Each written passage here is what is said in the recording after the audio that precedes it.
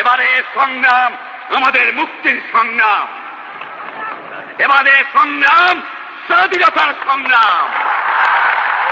জয় বাংলা।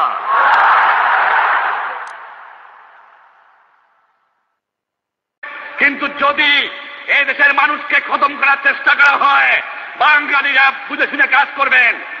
প্রত্যেক গ্রামে, প্রত্যেক মহল্লায় আওয়ামী লীগের নেতৃত্বে সংগ্রাম পরিষদ গড়ে তোলো এবং তোমাদের যা কিছু আছে তাই নিয়ে প্রস্তুত থাকো।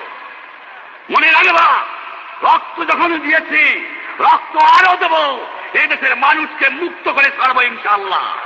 28 তারিখে কর্মচারীরা যে বেতন নিয়ে আসবেন, এরপরে যদি বেতন দেওয়া না হয়, আর যদি একটা গুলি চলে, আর যদি আমার লোকের উপর হত্যা করা হয়, তোমাদের উপর কাছে আমার অনুরোধ রইল, প্রত্যেক ঘরে ঘরে শুল্ক করে তোলো। তোমাদের যা কিছু আছে তাই নিয়ে শত্রুর মোকাবেলা করতে হবে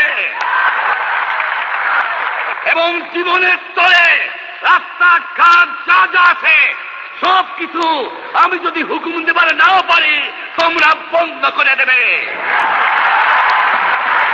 আমরা ভাতে মারবো, আমরা পানিতে মারবো। তোমরা আমার ভাই, তোমরা বাড়াকে থাকো, কেউ তোমাদের কিছু বলবে না।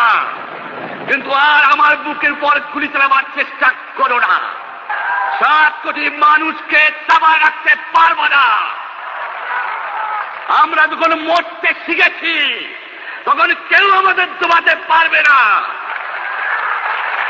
আর যে সমস্ত লোক শহীদ হয়েছে, আঘাতপ্রাপ্ত হয়েছে, আমরা আওয়ামী লীগের থেকে যতদূর পারি তাদের সাহায্য করতে চেষ্টা করব।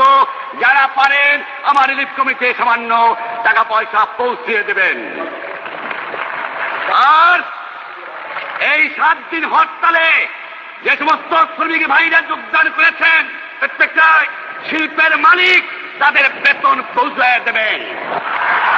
সরকারি কর্মচারীদের বলি, আমি যা বলি তা মানতে হবে।